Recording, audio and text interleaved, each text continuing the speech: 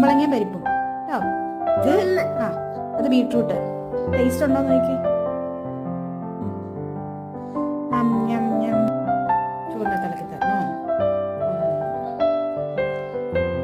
സൈഡിൽ നിന്ന് കഴിക്കണം. ഇത് തീർത്ത് കഴിക്കും. ഇത് ഇവിടെ തീർത്ത് കഴിക്കും. ഇവിടുന്ന് കഴിക്കും. ഇവിടുന്ന് അവിടെ നിന്ന് കഴിച്ചു.